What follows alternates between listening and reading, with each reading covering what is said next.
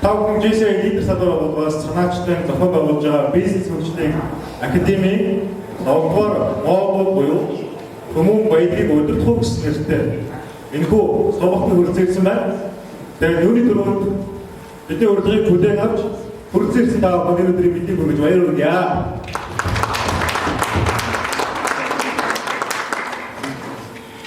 JCI байгууллагын тухай мэддэг хүмүүс их байгаа. Гэхдээ зөв тооны сонирх шишүүд байгаа.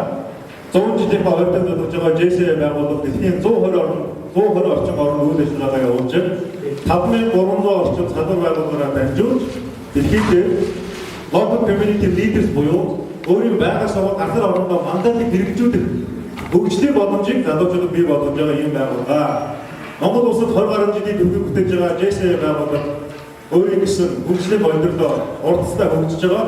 Яг харахгүй Азийн бүс нутагтаа бас амжилттай яваа ийм байгууллага. JCI дэлхийн байгууллагын хэмжээнд 2008 онд JCI Монгол байгууллага 100% efficient буюу үр дүнгийн шагнал авч ирсэн. Тухайн жил JCI Монгол байгууллагыг удирдах ажилласан үндэсний ерөнхийлөгч нь өнөөдрийн тав хүнд Хүмүүн баялагийг удирдах энэхүү сургалтыг өргөж байгаа эрдэнэлийг ерөнхийлж байна. 2006 онд намайг анх JCI байгууллагын гишүүнээр эсэж байхад одоо бас 9 жилийн өмнө тухайн жилийн үндэсний чуулган Эрдэнэ хотод болж ирсэн. Эрдэнэ хотод бол үнэхээр санаанаас гарахааргүй гайхамшигтай тийм үндэсний чуулган болж чадсан. Тэр үед Эрдэнэ ерөнхийлөгч JCI Эрдэнэтийн тухайн жилийн ерөнхийлөгчөөр ажиллаж ирсэн. Тэгээд түүний хажуугаар бас Эрдэнэ Тэвс компани захирлаар ажиллаж ирсэн. За өдгөө Эрдэнэ ерөнхийлөгч маань бидний өмнө хэд зайлшснаар 90 жилийн түүхтэй Апу компани буюу за өнгөрсөн сарын 2 сарын үеэр APU Absolute Pure Unique гэсэн юм 3 үгийг авчрал болсон. Энэ компани үүсгэж захирлаар ажиллаж байгаа. Ингээ энэ жил тав сайн мэднэ. Bloomberg телевизээс шилдэг Xiaomi 2014 оны шагналыг хүртсэн. Үнэхээр манай Эрдэнэ ерөнхийлөгч удирдах байгаа энэ бизнес салбар руу Монголдоо Эрдэнэтийн дараа 2 дахь том татвар төлөгч байгаа. Өнгөрсөн жил 170 гаруй тэрбум төгрөгийн татварыг төлсөн байна. Энэ нь тодорхой баялагийг бүтээж чадсан амжилтын бодит үг юм аа. Тэгээд нэг цагаан зүйлийг дуусгад Эрдэнэ ерөнхийлөгч бид хоёр нэг сургуулийг төгссөн. Америкийн нэгдсэн улсын Индианагийн их сургууль. Тэгээд маш олон сэжмэр бид холбогдсон. Тэгээд бидний өөрөөр бүтээж авч хүрсэн Эрдэнэгийн хэмжээ бүгдээрээ юуны өмнө сургалт лекцийн өмнө хаван гадаадчтай амжилттай баярлалаа.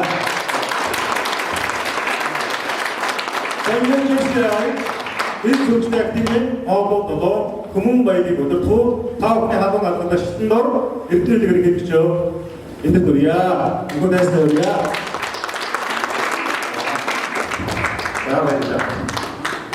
За тэгээд юуны өмнө энд хүрэлцэн ирсэн дэд JCI-ийн гишүүд санамж гишүүд хамтайснаар та бүхэндээ өнөөдрийн мэдээг хүргэе. Удахгүй болох ялалтын байрны мэдээг бас хүргэе. Нөгөөдөр та бүхэндээ уулзуулах энэ сайхан боломжийг олгосон JCI лидер салбарын 2014 оны ерөнхийлөгч маань Начамо манай золоо ерөнхийлөгч байгуулж байгаа хүмүүстэй баярлалаа хэлэхэд би одоо зөвхөн хүний өмнө гараад лекц уншижсэн тохиолдлыг та бүхэн бараг мэдгүй байна. Анхудаа 13 онд бас JCI-ийн өгсөн үргийн дагуугаар чуулганы үеэр бас залуучуудаа зориулаад яг Хүмүүн баялагийг удирдах гэсэн сэдвээр өөрийнхөө санаа бодлыг ярьж ирсэн. Тэгээд яагаад би өнөөдөр бас энэ урлагийг нэг тийм саалтайгаар үлээж авсангүй гэхээр нэгдүгээр мэдээж хэрэг 2008 онд үндэсний ерөнхийлөгчөөр ажиллаж байсан энэ гайхамшигтай байгууллагын өмнө бас би өөрөө бас үүрэгтэй бодож байгаа. Хоёрдугаар хамт олон маань бас илэрхий хүний өмнө гарахгүй тийм учраас та яг энэ юм ярьж өгөх зүгээр юм уу гэдэг шахалт байх үзүүлсээр байна. Нэг тийм зовлонгүйгээр шийдсэн нөгөөтэйгээр одоо бас нэг том шалтгаан ер нь өнөөдөр бизнес эрхэлж байгаа хүмүүс маань өөрөө өөрсдийнхөө бодит байдлыг нийгэмд тулгарч байгаа проблемуудыг бас ярьж байхгүй бол өнөөдрийн улс төрийн орчин бизнесийн орчин өөрөө өдөр иргэдсэн бохирдож байгаа учраас бас тэр талаас нь болж байгаа юм уншаад зүйл яасан гэж шийдсэн юм аа. Тэгээд миний ярианы сэдв бол хүмүүн баялагын өдөр тохиолдол. Зөв яагаад энэ нэрийг бас ингэж хэрэгжүүлж өгөх вэ гэхээр өнөөдөр бид нар Монголын өмнө тулгарч байгаа хамгийн том асуудал бид баялагтаа боолчлогдож тэр тусмаа газрын хэвлэлд баялагтаа боолчлогдож амьдарч байгаа нөгөөдөө урагшаа хөгжихгүй хойшоо өмсөөгд байгаа хамгийн наад захын жишээ гэдэг нь бид нар энэ нүүрсний асуудлыг яриад байдаг. Яг эцсийн дүндээ бол нүүрс чухал биш уг нь бол хүн чухал юм байна. Тэр нүүрсийг хүмүүсэл ажиллуулж тэр баялагийг бий болгож байгаа учраас уг нь болоод бид нар хүний асуудлыг эхлээд ярих юм бол хүний хөгжлөөр яриад хэн хийж чадах гэдгийг ярих юм бол өнөөдрийн том асуудал үүсэхгүй болов гэж. Нөгөөдөө бүр нэг өнгөрсөн хугацааны одоо нэг 20 жилийн хугацаанд харж байхад бид ингээд маш том санхүүжилтийг босгож болох юм байна. Дэлхийн хамгийн шилдэг тоног төхөөрөмжийг технологиг суулжуулаад жишээ бүтээгдэхүүнийг бас хийж болох юм байна. Гэхдээ эцсийн дүндээ болоод энийг ерөөсөө хүнд ажилуулдаг юм байна. Хүнгүй болоод мянган алхам тоног төхөөрөмж тавиад бид нар үр дүнгээ өгөхгүй юм байна гэдэг үгнээсээ ер нь хүний хөгжлийн асуудлыг хамгийн чухал асуудал юм байна гэж одоо энэ сэдвийг өгсөн юм аа. Тэгээд би эргэлтээс өмнө ер нь бид нар бизнесийг ойлгохдоо нэг ашигтай олгож ярьдаг. Зөвхөн би бол зөвхөн шууд ашиг гэхээсээ илүүтэйгээр хариуцлагатай шударга ашиг гэж бодож.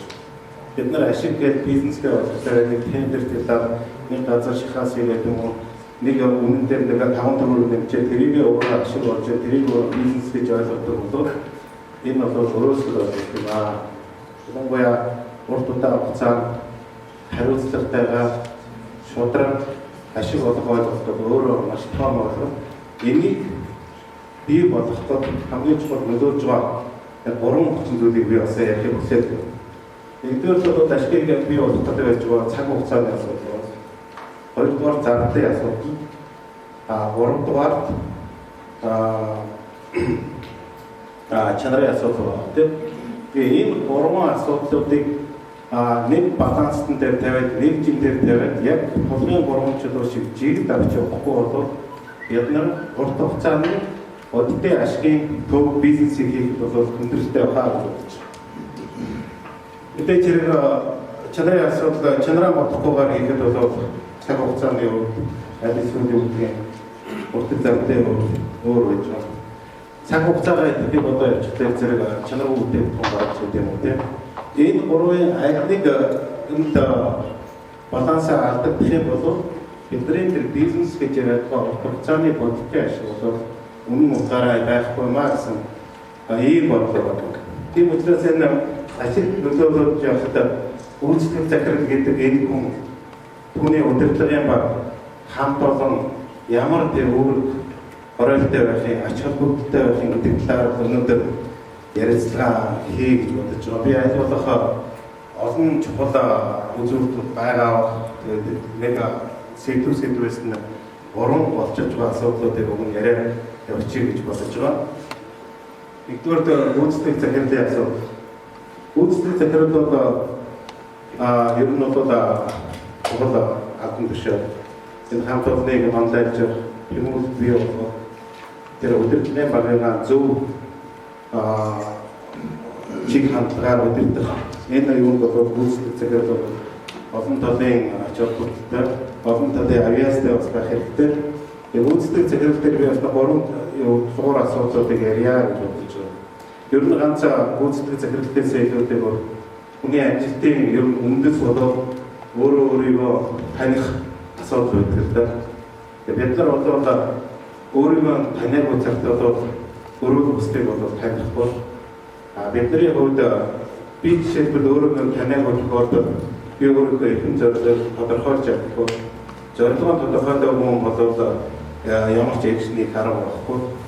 Тийм учраас бид нар өөрийнхөө зорилгыг тодорхойлоогүй маш олон амьдралдаа шийдвэр гаргаад өнөөдөр нэг шийдвэр гаргаж ирсэн. Оройн болохоо болоод ирсэн. Шөндөө нэг шийдвэр гаргаад дахиад маргааш нэг гаргаж ирсэн тийм. Ажил болгон солиод ингэ явдаг гэсэн үг байна.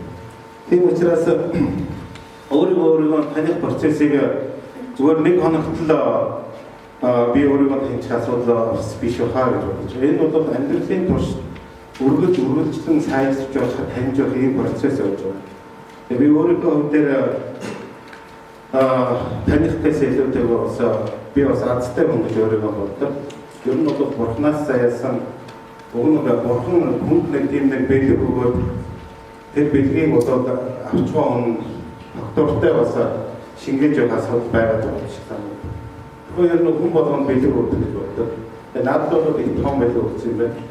Би болоод Даамбатар хотод төрж өсрөөгөө дараа зэргийн хүүхдээ миний аав гэж зүгээр нэг ажилчин аав маань жолооч ээж маань бодлогч өмнөгийн мандайс үнгээд бодлогтой зэрэг таавхан өөр хол юу болж байгаа тийм. Ер нь бол өөрөө өнөөдөр л авах болчиход байгаа бас биш. Дараа 80 он бол хамгийн гол зарим хүмүүс тэр байдаг. Гол хүмүүс хандаад бодлоо тийм үйлдэл авч ирсэн. Голд ажиллахад цалин дээр нь тодорхой хэмжээний говийн нэмэлт 30% гэсэн тийм орчин өссөн. Тэгээд яг хөө тэнд сураад тэр сайхан аав ээжээс аяагаад тэр хөдөөний амьдралыг сумдаа бодгороо бүрдээ явахтаа болоод нэг удаа ч сайн хүчтэйг дандаа онцлогдоо. Тэгээд тухайн үеэд бахан медацтай болоод тийм л айл ирэх байж байгаа. Аймгийн төвхөд сон гэж математикийн сон гэж сон болгоны сургуулиуд арай шилдэг хүүхдүүд нэг очиод тэнд явсан шийдэл. Тэгээд тэнд очиод би анхныхаа удирдлаар 3 хүнтэй гарч ирсэн. Тэгэхээр зэрэг миний чанарын асуудал бас л өөрийгөө танихгүй баахан онцлог яваад байж тээ. Айл ирэх хүүхд тэнд очиод явахдаа юу гэм өөр айл байх чадваргүй бас л нагаад ирсэн тийм үү. Гэхдээ ганцаараа 2-3 жил би амьдраад өөрөө хоолой болон тэгээд бэлдээд ажиллаж байгаа юм. Гэх мэтээр явсаар гоо тэр нэргээд харахад нэг тийм хүн болох багасаа бүлэг болох мөнөөс гэдэг шиг ер нь бол амьдралын төвчээр тэр үеэс нүдээ суусан болоо гэж одоо ингэ харж байгаа. Тэгээд ингээд цаашлаастай сургууль гэсэн ингэ явах юм. Энэ бол бас надад өгсөн бурхны нэг том бэлэг юм аа. Нөгөөдөө уураас энэ ажилтнууд амжилтанд өнөөдөр хүмүүс аргэр гэр бүл хүмүүстэй бурхан надад маш сайхан ихнэр заяасан юм байна. Дөрвөн хүүхэд заяасан юм байна тийм үү. Тэр тусмаа нөгөө эрэг сөрөг энергитэй юм цэнхтэй хүмүүстэй хоорондоо байдаг шиг би өөрөө хурц цааштай манай их маш амтан тавиад тэр хүмүүсээс хоорондоо зохицоод бас яваад юм байна. Ингээ бодлоор зэрэг би их азтай тийм юм аа. Энэ бол бас таних процессыг явуулж байна. Тийм учраас би өөрийгөө энэ бурхны өгсөн бэлгийг бас өөртөө чсэн өөрөө тусдаа чсэн үр хөвгтөдтэй чсэн хугацаанд тогтоох гэсэн гэж бодож өдөр хүртэл ингээд өөрийгөө таних гэж ингээд оролдоо гэж. Тэгээ би өөрийгөө зөв таньтай олон юм болоод мэдээж хэрэг бидний хувьд сул талтай давуу талтай тэрийг аль болох өөрийгөө мэдэрч байж амжилтанд хүрэх нь бол хамгийн чухал юм аа нэг ойлголт болж байна. За дараагийн бол ер нь гүйцэтгэх захирлаар ажиллах удирдлага хэвтэх хоёр асуудлуудыг тэгж барьж байгаа хэрэгтэй гэж байна. Нэгдүгээр бол системийн зохицуулах асуудал буюу бизнесийн процессыг зөв хөгжүүлэх асуудал гэж байна. Хоёрдугаарт нь хүнтэй ажиллах, хүнийг хөгжүүлэх, өөрөөр мандатын лидершипийн асуудал гэж байна. Энэ хоёрыг балансын барьж зөв удирдах явахгүй бол аль нэг нь тоглолтод ирэхин цагт бол байгууллагын бүтээлийн асуудлыг доошдог юм байна гэж би бодож байна. Тэрийг юу гэж юм гэхээр бахан одоо лидершиптэй иргэн тойрон бахан хүмүүсийг цуглуулж чад тэгээд тэрийг өөрөө хандлаж ийн гэж үзсэн нэг бизнесийн процесс үүсгэж чадахгүй байгаа бол энэ бол гүйцэтгэх захирал биш. Өнөөгийн нийгэмдэр харж байхад ялангуяа бизнесийн процесс гэдэг юу болоод яг мартаа лидершип буюу би хүн манлайлал би гэсэн тэр үзлээ илүү тавьсан тийм хандлага болоод энэ нийгэмд өөрөө маш хүчтэй байна. Тийм учраас энэ дээр бол энэ хоёрын балансыг барьж явах юм бол их тийм зөв ойлголт юм аа гэж би бодож явдаг. Та бүхэн дээр бас дараад нь юу санаа бодлого хэлээрэй гэж бодож байна. За дараагийн асуудал бол ер нь бол дахиад гүйцэтгэх удирдлага юм бол энэ нийгэм маань өөрөө бас хөвсөн өөрчлөгдөж байгаа. Хуучин бол захирагдах захирж ажилладаг байсан бол одоо өнөөдөр арай өөр удирдахын чиглэлээр бас арай өөр ухаан шаардсан ажиллашаа. Өнөөдөр бол манай хүмүүс 80 онд бол өдрийн дараахан бол чи тийм тушаалтай ийм тушаалтай гэж өөрөөсөө тохиогоор ажилладаг байсан та. Одоо бүрдгээр би бас тийм хөлбөр. Гэхдээ энэ бол цагаан өнгөрөөж байгаа бас тийм аа. Тэгээ би энэ дээр бас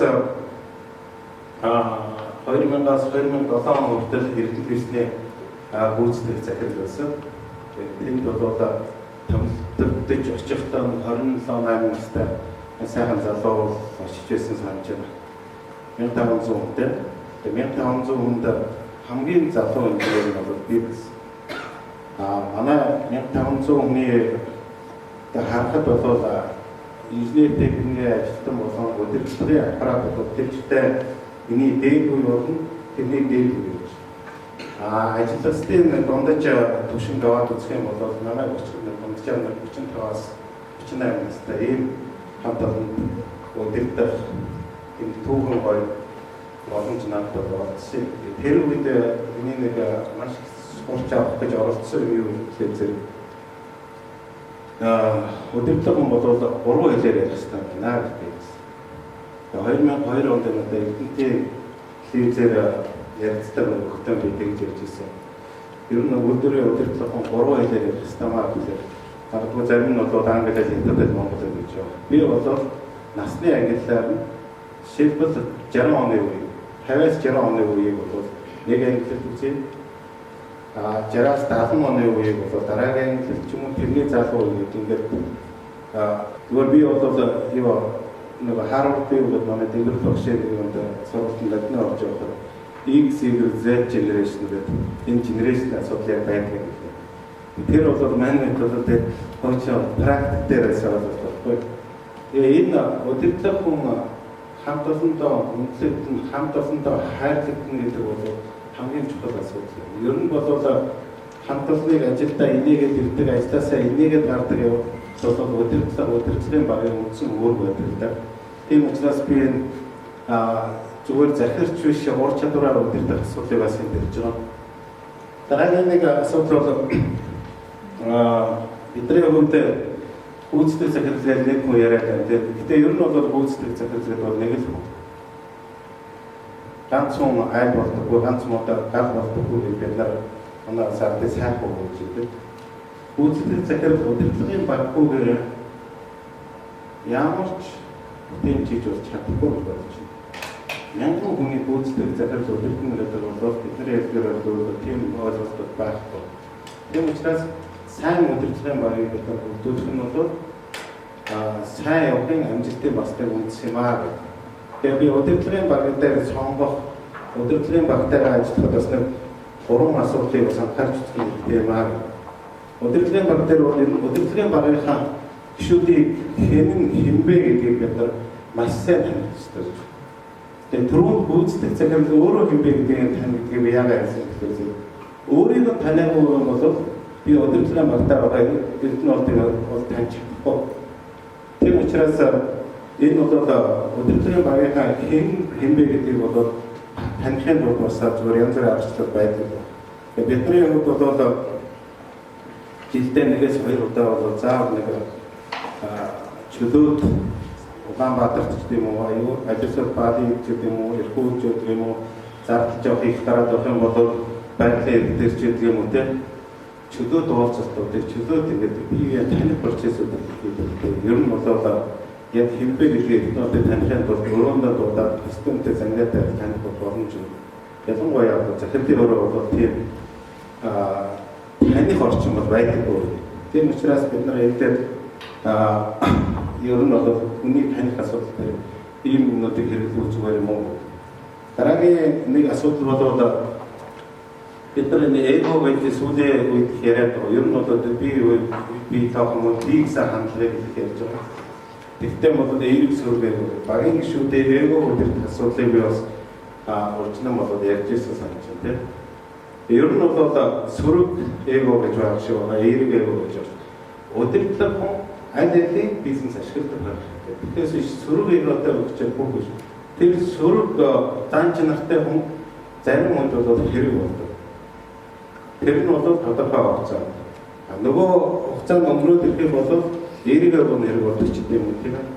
Тийм учраас манай амьдрал дээр ч болж байгаа процесс сүүлийн 7-8 жилийн хугацаанд маш олон төслүүдийг бүтээн байгуулалтыг хийгээд ирэхээр зэрэг хүний зан чанар маш их танигддаг юм байна. Ер нь бол тэр хүний одоо хичээлтэй байгаа ажилтан чин сэтгэлээ сайн хандаж байгаа тэр муухай зантай байгаа сайхан зантай байгаа өдөржин шүнжин зүтгэр өстэй бас багаан шиг хүмүүс байж байгаа тийм учраас гэхдээ зарим юмуд бол итгэхгүй би өөрийгөө таагаад одоо яг төслийн бүтээн байгуулалтын явцад чухал үүрэг гүйцэтгэж байгаа юм нэ. Эргээд бид нар өвдөрийг ажиллуулад ирэх цагт бол нөгөө стилээр би энийг л хийсэн. Энэ бол миний бүтээн байгуулалт насан туршдаа би энэ алдар гавьяаг нь авч явах хэрэгтэй. Дахиад нөгөө сөрийг өөрөөр ажиллаад хэлдэг. Тэр бол их хэцүү юм байна гэж би ойлгож байна. Тэгээ хэтэрхий тиймхүү юу бол одоо яг зөв үед нь ашиглаж буруу үед нь болохгүй болоод тэгээд баяртай гэх бол энэ сөрөг эго бол зохицуулахад их зовлонтой байна гэж үзэж байна. Гурав дахь асуудал нь замын хөдөлгөөний дүрм буюу ногоон удаан гэрдийн дүрм гэж тийм. Би бол монголчуудаа энийг хатуудаа хатуу зөөлөндөө зөөлөн гэж орчуулаад бас зүгээр ч юм уу гэж бодож байна. Тэр нь удирдлагын багтаа болоод аль болох ногоон гэрдийг асааж өгөө. Та юм хийж байгаа тэрийг дэмжиж өг. Таны ярьж байгаа бол яриаг сонсож ав. Одоо хамтраа хий бүр боломжуудын бүгдийг тавьж өгч. Эдгэргийн боломж тавиад өгöd байхад бас хүний ямар ч хүн юм чинь давар хандлага гаргаж байгаа учраас улаан гэрлийн зарчимтай. Зарим үед бол улаан гэрлийн асаадаг тэр зарчмаа хатуу барьдаг байхгүй болов нэг ногоон гэрлийн явангаад хүмүүснийгаа хүндлээ хүмүүснийгаа ингээд яваад байдаг сүлдээ эцсийн зорилго маань бид нар юу вэ? Богино хугацаанд ашигтай хариуцлагатай ажиллах асуудал. Тийм учраас би энэ улаан ногоон гэрлийн дүрм их зүгээр юм уу гэдэг амьдрал дээр бас нэлээд байж ажил үзэлцтэй. Дараагийн тодорхой 3 жилийн шинэ асуудал бол энэ хамт олон гэж. Бид нар гүйцэтгэх захирлын асуудал удирдлагын баг асуудал гэж хэлсэн. Одоо энэ хамт олон. Хамт олонд бол заавал 1000 ажилчин байх гэдэг ч юм уу байх асуудал биш. 5 хүн ч гэж. 20 хүн ч гэж. Гэтэ хамт олон. Энэ бол маш чухал асуудал. Гүйцэтгэх захирал удирдлагын багийн үндсэн гол үүрэг бол хамт олоныг урагшаа нэг чиглэл рүү нэг итгэл үнэмшилтэй нэг тэмүүлэл рүү зүтгүүлэх асуудал үндсэн асуудал гэж байна. Гүйцэтгэх удирдлагын хамгийн үнцэнтэй үүрэг бол ажилчдынхаа ажилдаа явахад нь инээж явдаг, ажилласаа явахад нь инээж явдаг тэр орчин бүрдүүлж явж байгаа бол тэр гүйцэтгэх захирал удирдлагын баг болж байгаа гэж байна. Энэ бол ганц компани дотроо явж байгаа процесс биш. Энэ бол таны гэр бүл үйлдвэрлэлээр компанид бүгд нь явж байгаа процесс гэж. Тийм учраас хамт олон бол туулийн чухал хамт олон сайн удирдлага их чухал гэж байна. Тэгээд манай анхны хувьд бол хамт олонны удирдлагатаа ямар зүйлийг илүү одоо үндэс болгож удирж яана гэдэг дээр бас ганц нэг зүйлийг хэлсэн дээр гарч ирж байна. бид нар Масловын онол гэдэг яриад байдаг. Тэгэхээр Масловээс илүү ер нь амьдралын онол гэж магадгүй. Ер нь хүний хэрэгцээний онолд хэрэгцээ дээр үндэслэж үйл ажиллагаа удирдах болоод амьдрал дээр хамгийн зөв үр дүнтэй арга болов гэж бид нар бүх хэрэгцээ хүний хэрэгцээ гэж ярьдаг.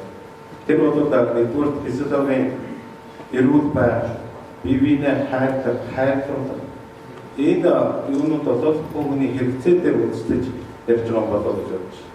Хэрвээ бид нар юу гэдгийг орон байрныхаа асуудлыг шийдэх бол ихтэйхэн хоол идэж чадахгүй байж эх орны хөгжил яриад бодвол өнөөдөр эднийтэй асуудал байна.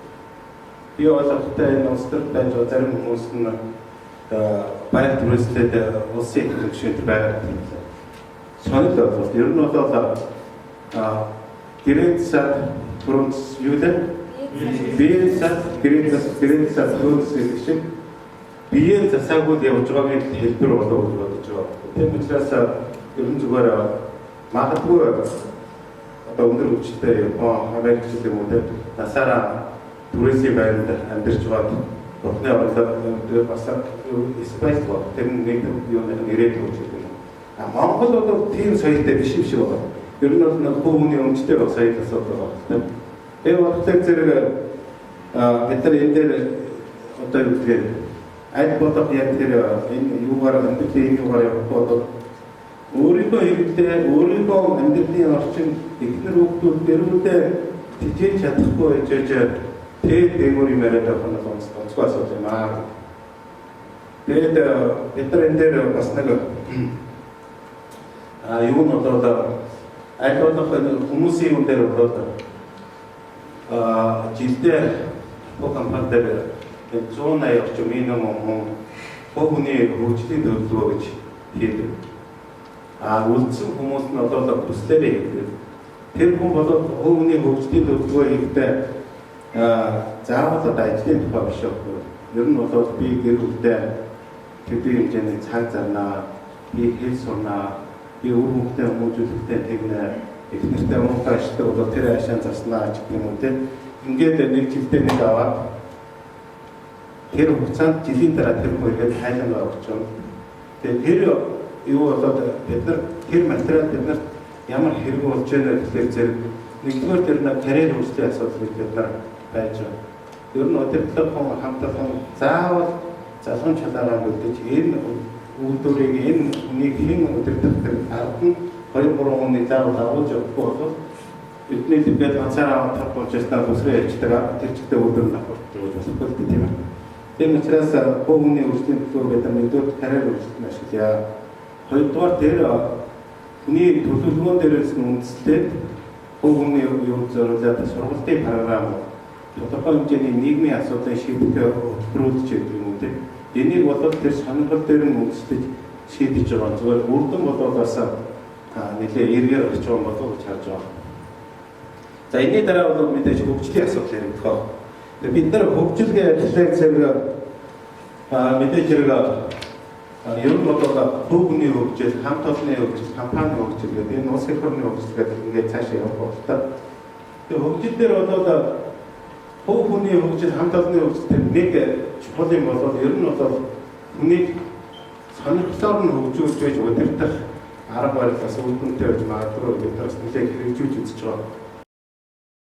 Тэгээд өнгөрсөн хугацаанд 2007 оноос 14 онтой харьцуулах юм бол одоо бидний APU компани жилдээ томчаар нэг 7 онтой 10 тэрбум төгрөгийн төлөвлөлт хийсэн. 2014 онд бид нар 170 тэрбум төгрөгийн төлөвлөлт хийсэн. Компани хөрөнгөний үнэхээр хавьд 20 тэрбум төгрөг байсан. За өнөөдөр зүгээр хөрөнгөний биржээ дээр зарагдж байгаа хэмжээг тодорхой аргачлалаар үзэхэд бол манай компани зүгээр зах зээл өндөр жилдээ 500 орчим тэрбум төгрөгийн нөлөө болж. Тэр нь одоо зүгээр хамтдаа сайхан байхад одоо бүтээн байгуулалт дээр хийж болтой юм байна. За тэгээ өнөөдөр цаашаа бид нар яах вэ гэдэг. За одоо бид нар энэ нийгмийн хариуцлагын асуудал ярьж. бид нар юу гэж ярьж байгаа хуучин апо гэж 90 жил болчихсон Монголын хамгийн анхны RFP улс ундаа үйлдвэрлэж гэсэн энэ компани. Та болон танай үр хүүхдүүд, танай өвөө эмээ бүх хүмүүс апо гэдэг RFP ундаа үйлдвэрлэдэг үйлдвэрлэж байна. Энэ нөрөө нэгдлийн энд байж байгаа хүмүүс эрэг бас юу боловч нөгөө талаа бол маш их сөрөг үзүүлэлтүүдээр ацаарч байгаа зөвхөн арай хэлсэн энэ бол нийгмийг бузруулж байгаа нийгэм хор хөөж байгаа дэд хэрэгтүүд гэж зарим бараг хэлж байгаа зарим ер нь их цагаан хэлж байгаа одоо нөгөө талаа ер нь энэ дэлхий гэдэг нь жижигхэн бөмбөрцөгч нь өдрөөс өдөрт улам жижигрээд байна. Зах зээлийн өрсөлдөөн гэдэг чинь өөрөө улам ширүүсээ магадгүй энэ эх орондоо нэг том компани болно. Бид нар яахаар даяарч бол энэ компаниуд өөрсдөө олон улсын шинж чанартай болох асуудал яахаар гэдэг юм. Ингээд олон талаас нь хараад байхлаар зэрэг компанийнхаа өнгө үзэмжийг өнгө төрхийг сайжруулах хэмжээг зайлшгүй шаардлагатай байна гэж. Хоёр жилийн өмнөөс бид нар ажилласан. Энэ бид нар юу хэлээд байгаа нөхцөл зэрэг хуучин бид нар апо компани таах гэж бодоод улаан дэлхийн зургтай чимшигтэй сансрын юутай чимшиг тэгээд дээгүүр Улаанбаатар доогор апо альбэ ундаа гэдэг ер нь логоноос ингээ харахад бид нар өнгөрсөн хугацааг юу шүтэн биширж ирж вэ? Юуны боол болж вэ гэдгийг харах бол их амархан санагдаж байна. Чи бид нар ч өнгөрсөн хугацаанд ер нь бол RFP ундаагаа шүтэл энийгээ тулдал энийгээ амжруулахын тулд ийм олон жил ажиллажсэн юм байна шүү дээ гэдэг сэтгэл магадгүй тэрэн дээр тулгуурлаа бид нар энэ хүний асуудал биш илүү ашиг илүү дандаа тийм асуудал яригдчихсэн учраас бид нар энийг ер нь өөрчлөё гадны орчинд ер нь өөрчлөлтийг шаардж байгаа юм байна. Ер нь бид нар өөрсдөө манай тэр улаан лого маань өөрөө 90 жилийн хугацаанд үүргээ гүйцэтгэсэн юм байна. Энэ бол гайхамшигтай бүтээн байдлыг баялагийг авчирч байна. Одоо бид нар ирээдүйд явах хэрэгтэй.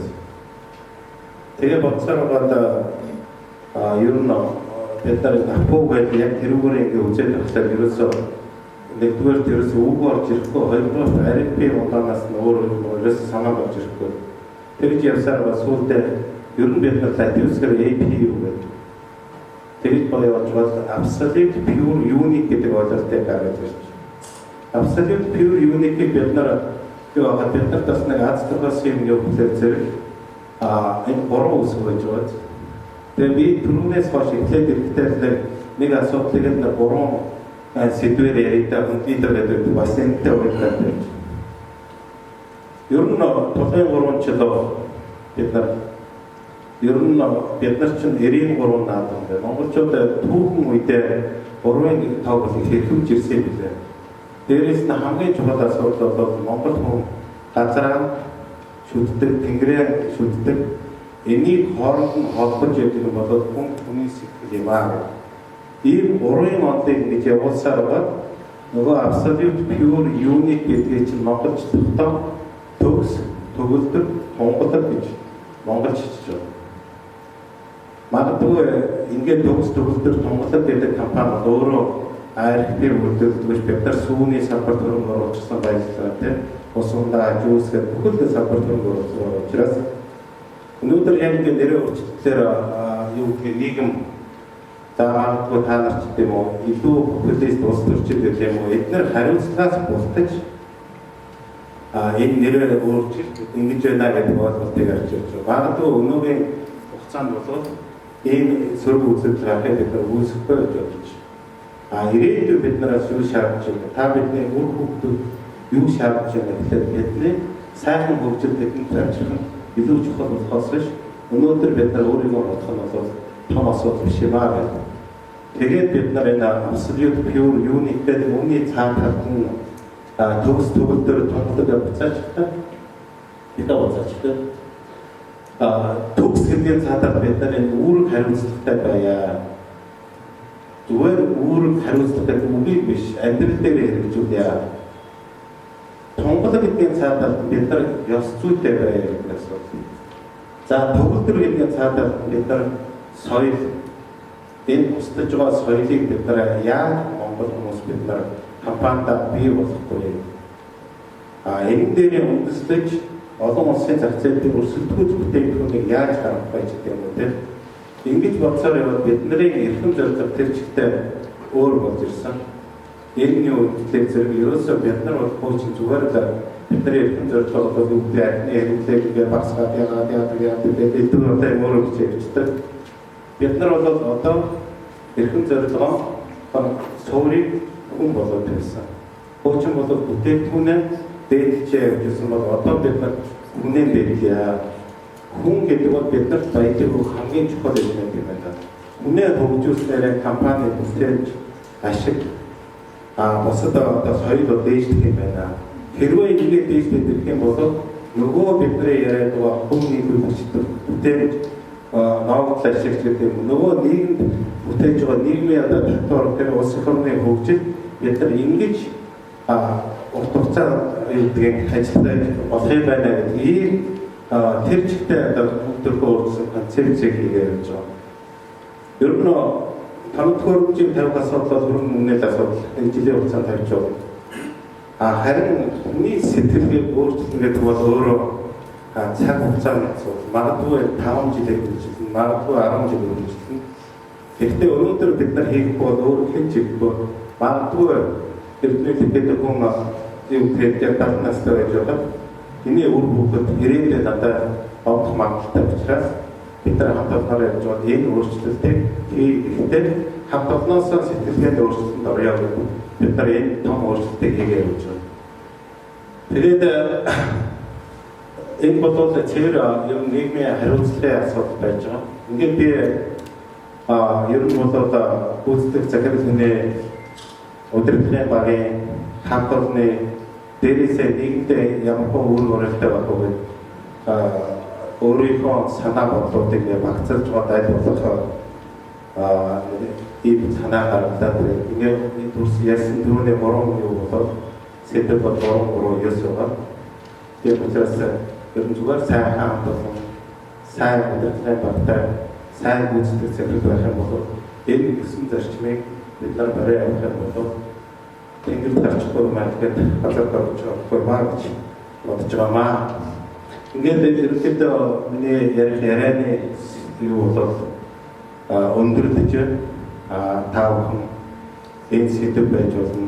Өөр сэдвүүд байгаа бол бид нар хоорондоо ярилцаад өөрийнхөө санаа бодлыг бас хэлэх юм бүрэн болцоотой хаа гэж бодож байна. Тэгээд залуучуудынхаа ажилтнаас ажилтнуудыг баярлалаа ойлгуулсан болоо та бүхэн бас өршөөл тавьлаа.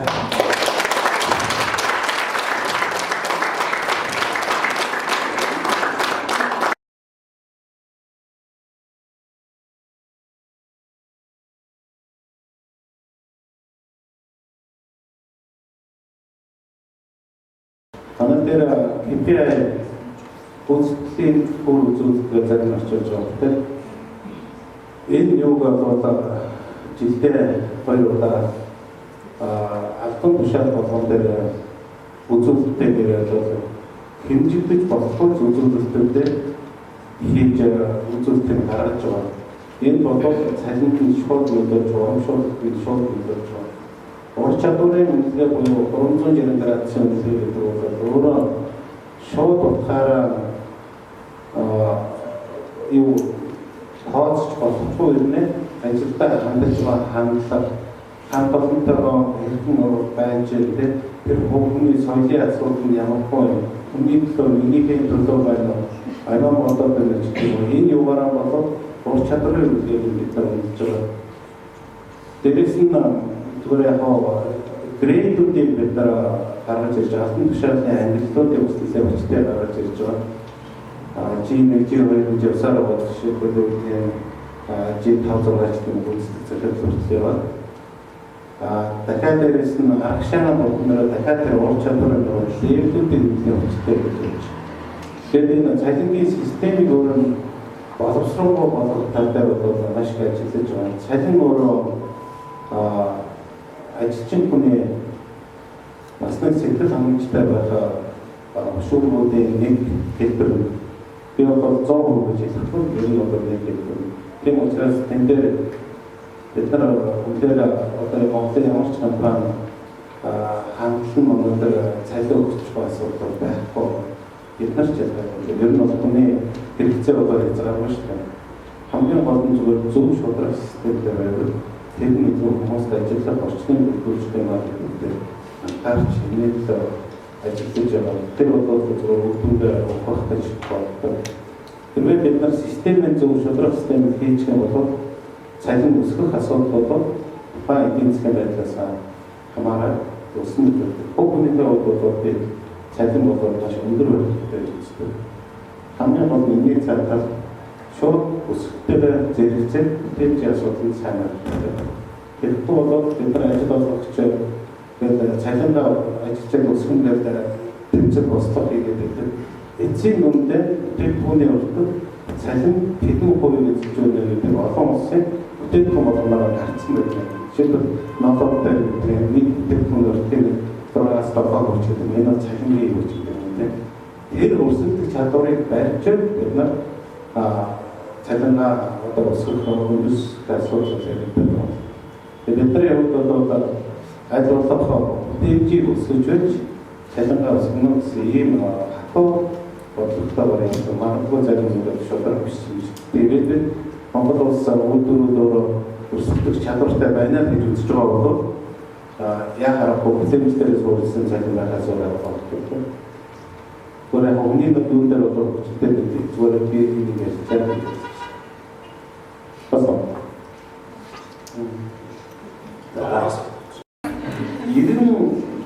Он гэдэг бол миний хүүхд 91 онд төрсөн учраас би хүүхдтэйгээ ярих янз. Тийм учраас илүү нэг хөгжин царайлах байна. Ер нь энэ өдөртний онд өөрөө яг энэ шууд тэгин ингэн гэсэн юу байхгүй. Энэ бол сайн мэдэрч байгаа бол мэдрэмжтэй байсан. Тухайн цаг үед тухайн хүний эв хавын олох асуудал. Тэгээс биш ингээд яг нэг арамлаад яг л ийм байх хэвээр одоо манай Японууд ч юм уу тастай юу гэдэг ийм байх гэсэн бас би үг биш хэрэгтэй. Тийм учраас мэдээж тэр хүмүүсийн өсөж байгаа хүлээж байгаа хүлээлт нь юу вэ? Жишээ нь 90 оны хүүхэд гэдэг өнөөдөр бол нэг байрны асуудал ярина гэсэн. Нэг тахаа өөр юу гэдэг эрүүл байх орчны асуудал тэр хүүхдэд яригдж ирнэ гэдэг. Өдөртгийн арга бол ийм асуудлуудын илүү харж тэрэн дээр нь үндэслэж сонирхолтой үндэслэж явах юм бол арай илүү гэж бодож байна. 60 настай хүнийг өчнөө байраа авсан байж байгаа нь би таны байраа урамшуулж шүлдээ гэж байвал бас нэмэгдээ байна. Залуу 20 настай залуу бол яг л ийм бүтээгдэхүүн гэж бодож бол за чи 3 жил ажиллаж би чам 2 өрөө байрыг яаж гэх юм бэ? Энэ бол тэр хүмүүстэй харилцан ажиллах байх.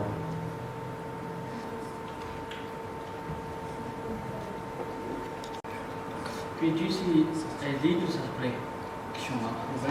The next result when you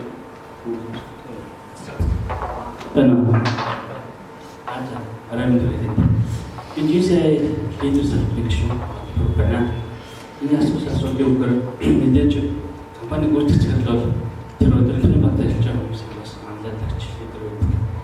Тэврийн шинжилгээ дээр нь юу гэр яг тэр өдөртөгч хүмүүс маань шийдвэр гаргах хэмжээний төвшинтэй шийдвэр гаргах процесс дээр жишээлбэл таны хувьд яг юу гэж өөрчилж анхаарч үздэг бол одоо өдрийн банк гишүүчийн таныг хүлээгээд магадгүй таны шийдвэр одоо ямар нэгэн асуудлыг шийдэх хэмжээнд үлээх үүсгэсэн байгаа та шийдвэр гаргахаар юу гэж анхаарч байсан очиж харж шийдвэр гаргах. Тэрнээс аваад бас үнэхээр энэ бол ер нь маш чухал асуудал болж байна. Шийдвэр гаргах ер нь гүйцэтгэх захирал хүний ажил бол шийдвэр гаргах ажил. Тэгэхээр зэрэг шийдвэр гаргана гэдэг бүтэглээ шийдвэр гаргадаг гэсэн илүүтэй бол энгийн ажилчдынхаас болоод бизнесийн процессыг нэмж мэдэж байж богино хугацаанд шийдвэр гаргана. Энэ учраас миний юу бодлоо зэрэг юу гэхээр би аль болох маш богино хугацаанд зоригтой шийдвэрийг гаргах хэрэгтэй. Бусад хүнд би бас шийдвэр гаргахад нь алдах боломжийг өгье гэж боддог. Алдах хамаагүй нэг удаа алдчих. Тэгээд дахиад дараад нэг том дээр алдах хэрэггүй маа. Мэдээж хэрэг шийдвэр гаргалтын эрх мэдлийн хуулиуд байна.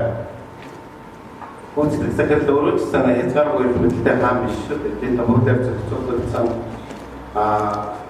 өсөр ажил гэрээгээр зохицуулагдсан эрх мэдлийн хуулиуд байна. Тэр хуулийнхаа хүрээнд шийдвэрийг хурдан гаргаж авах хэрэгтэй. Тийм учраас би зоригтой шийдвэр яг тэр эрх мэдлийн хэмжээнд болоод хариуцлагатай шийдвэр гаргахыг үнээр хүсдэг, эрмэлздэг. Энэ бол миний магадгүй нэг тийм даваа талч гэж магадгүй бодож байна. Ер нь шийдвэр гаргахгүй удирдлага хүн хамт олон маш нэр хүндтэй. Тэгээд бүрэн гэлээ одоо яаж ч мэдэхгүй таараад тэрний яаж байгаа юм бэ? Энэ яаж байгаа юм бэ? Тэгээд байгаа юм гэсэн хамт олон нэг удаа хүн шийдвэр гаргах гэсэн шийдвэр гаргахгүй, хоёр удаа болсон гаргахгүй, гурван дахь удаанаас орж ирэх юм болчтой. Шийдвэр гаргах хүн дээр очдог.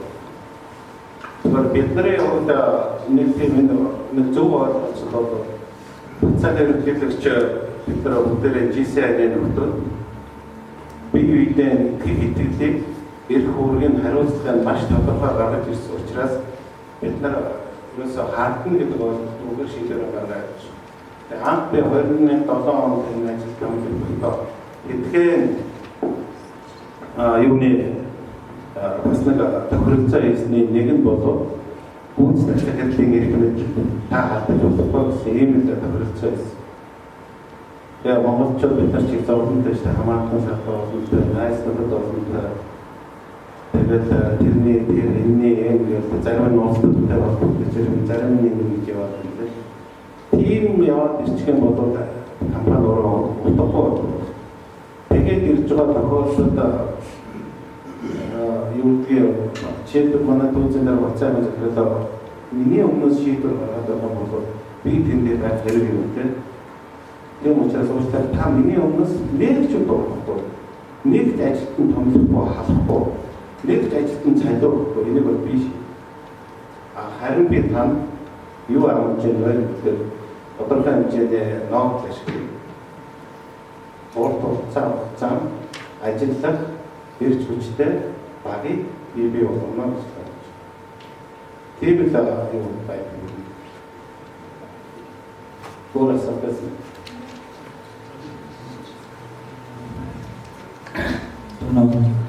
За сайн байна.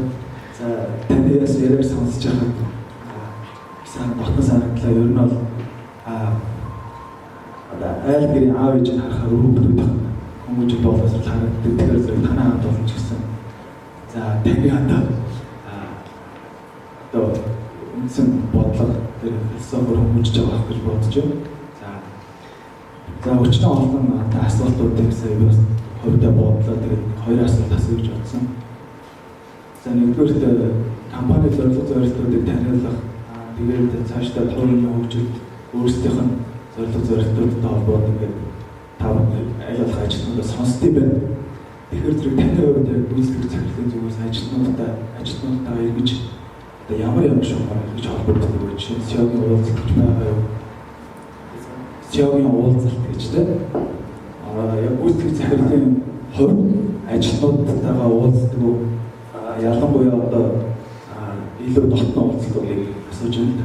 Хэрэг тийм байдаг бол ажилтнуудаа яаж сонгох шаардлага чинь үйлдвэрлэлийн хувьд процесс гэдэг бол чухал зүйл гэдэг байна. Тэгэхээр процессын гол зүйлүүдээр ажилтнуудаа ингэж сонгож уулзахгүй эсвэл жирийн ажилтны залуугаар дуудаж уулзаад бодож байгаа бол болохгүй байгаа зүйлийг сонсдгоо. Энэ бол нэгдүгээр асуулт. Хоёрдугаар асуулт бол за би өөрөө Skype компанид ажилладаг. Тэгэхээр та дээр бол Skype. Тэгэхээр та дээр бас нэг группт ажилладаг хүмүүс байж таарч байна. Тэгэхээр миний хувьд бол нэг хүсдэг зүйл байдаг. MCS-ийн бол энэ бас байгаа хүмүүс ажиллаж байсан хүмүүс ч байна. MCS-ийн бол MCS-ийн болох төр илүү их тийм MCS-ийн тийм сэтгэл зүрх байдаг шүү дээ. Тэгэхээр бид нар бас групп дотор бас нэг тиймэрхүү зүйлийг миний хувьд төсдөг.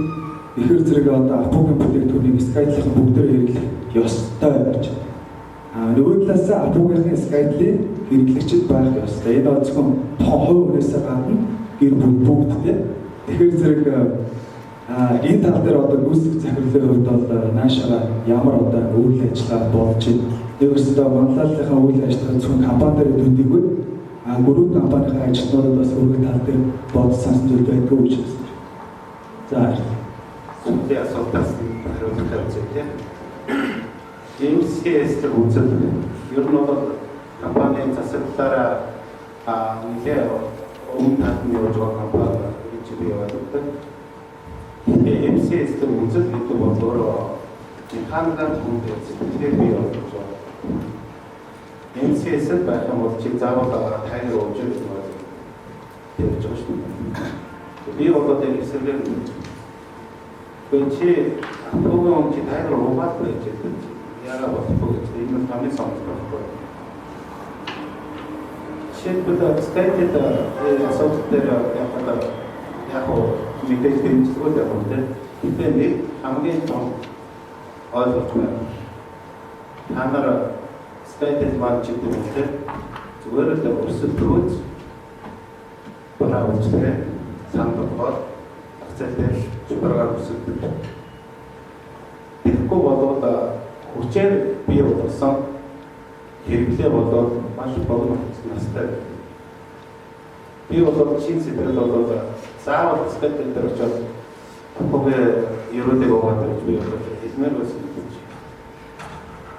Энэ учраас энэ болоод мэдээж бодлогын шин чанараар бид нар бие дэмжих ёстой. Нөгөө талдаа өрсөлдөх чадвараа эзэж мартаж болохгүй гэж бодож байна. Энэ асуулт чи юу вэ? Ажилтнуудтай гүйцэтгэх За яг л ер нь үйлдвэрийн захирал гэдэг хүчтэйгээд тоглож хариулдаг юм шүү дээ. Ер нь бол амьдралаас тасраад явсан юм биш шүү дээ. Үйлдвэрийн ажилчтай үйлдвэртэй байнга орч тавьчих юм шүү дээ. Ажилчдынхаа явж байгаа шугам дээр ажилчтай очоод уулзаад мэдчихдэг байна. Хаяа ядарсан ажилчин царай зүс болж яваад сайн уу бич байгаагүй юу гэж авчих байлгүй. Энэ бол айн сүнс хийлгээд бид нар ойрхон ойлгож байгаа. Одоо бид нар дараа болчлоо гэж өрөөндөө сурсаачдаг. Тэгээд дунд удаа загнаад байдаг. Би ойлгох өрөөндөө суугаад хөсдөггүй. Би нэг удаа шинжилээр байлаа. Бид нар ингээд ажилчтайгаа шинжилгээ хийчихээ. Нэг ажилчныг гэрлэн өргөж үсээ ороод энэ мянга цааш бүр овоод яваад өргөж үсэн байхгүй. Тэр би үнэхээр бас нэг тийм гэр бүл толгойлоод тийм хүнд орчинд өглөө 5 цагаас ашхаад ажил дээр ирээд өдөржингөө байж байгаа. Дахиад энэ бол маш хэцүү байна. Тэгэхээр зэрэг ер нь гүйцэтгэх захирал бол зөөлөн сэтгэлтэй байх хэрэгтэй. Тэгэхгүй захирал гээд чангараад байж болохгүй. Гэтэл тэр зөөлөн сэтгэл нь дотроо байдаг байх хэрэгтэй. Хүний өмнө зөөлрөд байх ерөөс шаардлагагүй. Хамтлагтай Монгол жил болгоо би уулзалтууд хийдэг. Бүх хүмүүсийн санал асуултыг хэлээд авдаг. Тэгээд ингээд ажилчтай жил болгоо уулзалтууд хийж явдаг. Помчтны өдөртөг гэдэг байнга яваад байна. Нөгөө энэ төр үстэй сургалтын асуудлыг яриа гэж бодож байна. Манай дэвлэг огш харамны юу гэдэг нэг 45 модуль явуулсан. Харамны бизнес скуулийн үлээр өөрийгөө өдөртөх хүнийг өдөртөх бизнесээ яаж өдөртөх 45 модуль би яг үзээд энэ ганц гүйцэтгэх захирлын өдөртлийн багтаа хэрэгтэй байдаг. Бүх өдөртлийн багтаа хамт зогсоод тэр бүлээ өдөртлийн бага дахиад тон чадны удирдлагын багтаа нэг жилжингээ хичээл заасан. Яг тэрүүгээр сэтгэлээр буцаад хичээл заасан. Дахиад дараагийн 7-8 удирдлагыг дахиад бий явуулж байна. Тэр хүмүүс маань эргээд дахиад инженерийн төвшингийн бүх хүмүүстэй хичээл зааж байгаа. Өөрөөр хэлбэл нөгөө захирлын тухайтай байгаагаас илүүтэйгээр хамт олонны хандлагыг зүүж рүү чиглүүлж өгөх тул энэ сургалтын өмнө хэлж байна. За энэ нэг жоох юу гадаг шүү дээ. Жохон зайн цугаад шүү дээ. Би энэ юу яриад байна.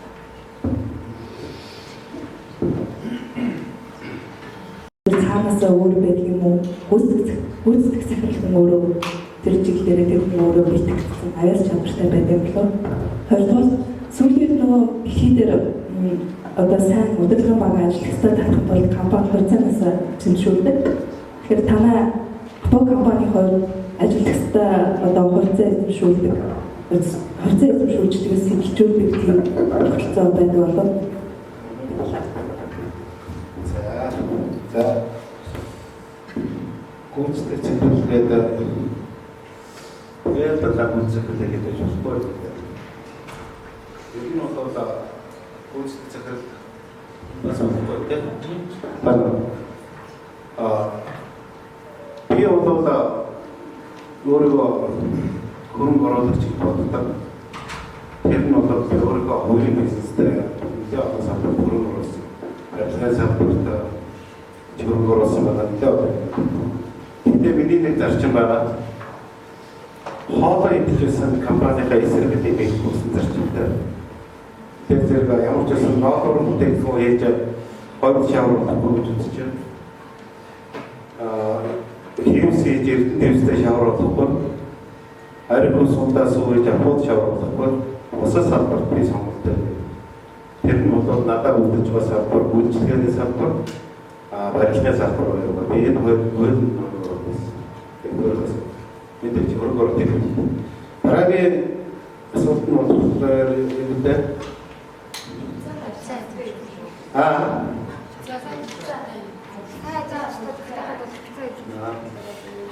Энэ бол шууд цэвэр гүйцэтгэх захирлын эрхмэдлийн асуудал биш. Энэ бол хөрөнгөний төлөвлөгчд удирдлагын зөвлөлтөд шийдвэрлэх асуудал. Ер нь бол ажилчдаа хугацаа шилжүүлэх тийм юмнууд зөндөө байдаг. Гэтэ өөжин хэр зэрэг гэдэг нь бол мэдгүй. Ер нь бол тэгээ жижиг хугацаа эзэмших гэж байна. Хэцүү шүү дээ. Хугацаа эзэмших жоох шиг гүйж явах шиг тийм. 2 сая хугацаа эзэмших гэж бол хэцүү байна. Санаа асуудахад төрлөө хэцүү дээ. Тийм учраас бол өнөөдөр Монгол нэг тийм хөргөөр болж байна.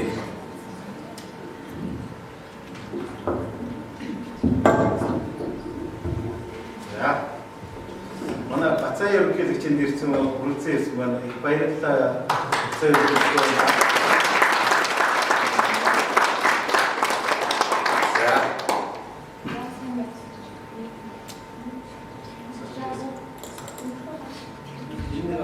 За сайн байна уу бүгд арай мэдээ.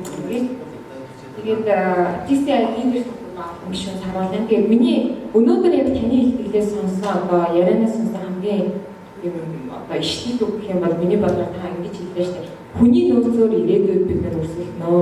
Тэгээд таны ярилцлагыг ингээд уншиж байхад бас л дандаа хүний нөөц хүн баялаг тийм ингэж ярьсан байна. Тэгэхээр одоо захирал болон тухайлбал бодлого захирал дандаа хандлага хамгийн чухал залуу хүн. Би одоо энийг өгөөж игүүд үздэг гэж ярьдаг. Хүн болгоны өөрийн гэсэн илүүд үздэг буснаас онцлогтой зүйл байдаг. Тэгэхээр таны хувьд яг орчин үеийн залууд нь ямар идеалтай байх ёстой вэ? Ямар шинж чанарыг агуулсан байх зөв юмсны байх ёстой вэ гэж та боддог. Миний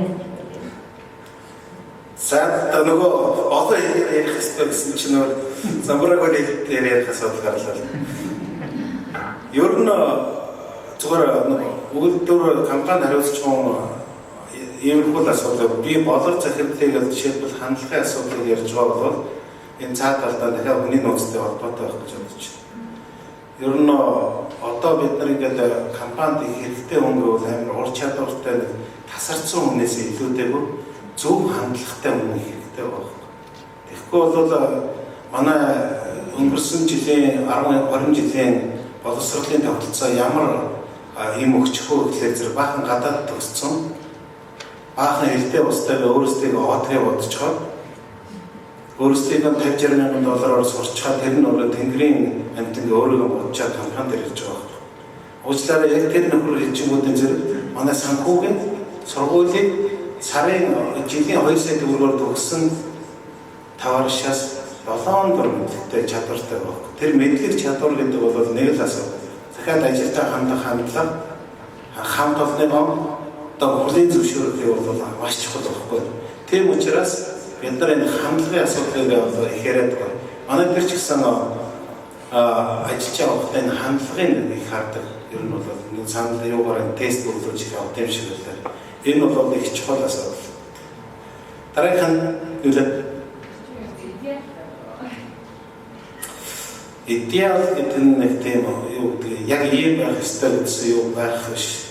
Зөвхөн ер нь бол би нэг тэгж боддгийн ер нь аз жаргалтай амьдрал юу юм бэ гэж. Аз жаргалтай амьдрал бол чамд ч надад ч заяад ч бүгдэнд нь хэрэгтэй байхгүй юу? Тэгэхээр аз жаргал би заавал аз жаргалтай болно гэдэг байх биш. Аз жаргал өөрөө хэрэгтэй. Нэгдүгээр би зүгээр ингээд бас нөгөө нохоо амтаар усч гэж хүмүүстэй уулзсан гэхээр бас янз янз боддог юм билээ. Дүгнээд яах вэ, юу гэж хэлэхгүйгээр нэр үнэндээ мангар хайртай. Тэгээ бодоход бол ер нь хүн болоод эрхэм яг зоригтой байх хэрэгтэй. Зоригтой хүрэх хүсэл тэмүүлэлтэй чин зоригтой байх хэрэгтэй гэдэг би боддог. Дээрээс нь ухаалаг бүтээмжтэй хөдөлмөрч байх. Бид нар хөдөлмөрчгээр ингээл ямар ч юм хийдгээр нэлэн гээл дороо ирээд байдаг хүмүүс зөндөө мэдэн шүү дээ. Ямар ч хэрэггүй гэсээр нэ. Тийм байснаар зүгээр залхуу унтаж ирсэн дээр байхгүй хүнд гайхсан байна. Тийм учраас би ухаалаг тэнцтэй хөдөлмөрч байх хэрэгтэй. Дараагийн нэг асуудал бол бидний хувьд төвчээртэй байх хэрэгтэй. Яг бид нар өнөөдөр зүгээр нэг хэлэнгүүд зэрэг хавраа сэтгшгээд ингээд ороо босоод хүмүүс боддог төвчээртэй гэж. Бас нэг асуудал бол юуны хувьд зөвхөн би бол бүр залуу хүмүүсээс илүүтэйгээр ер нь гэр бүлтэй, бүр хүүхэдтэй хамт олонтой чин сэтгэлээс хайртай байдаг. Тэднийхээ аз жаргалын төлөө бас хариуцлага хүлээдэг байх хэрэгтэй байна гэж бодож байна. Эцэст нь эх орондоо залуу хүмүүстэй хүн болгоно ямар ч бүх хүн эх орондоо чин сэтгэлээс хайртай байх хэрэгтэй байна. Тэгээд ер нь бол ямар ч хүн зөв байх хэрэгтэй. Зөв хүн гэдэг бол бас чухал ойлголт. Зөв бол зөөлөн замуул гэж. Би баатар ерөнхийлөгчтэй ерөнхийлөгч болох гэж байхад зөв болж болох байдаг. Тэр зөв бол зөөлөн гэдэг. Тэгээд энэ хүмүүс ингээд аваад үзээд байхад магадгүй бидний үсээд байгаа тэр аз жаргал өөрөө өөрчлөлт бүрээд ирэх юм болоо таа гэж бодож байна. Сайн байна. За баяр хүргэжээс Улаанбаатар центраас ирсэн байна. Танаас би нэг юм асуух гэсэн. Сая найзууд маань амдын том юм асуултаа.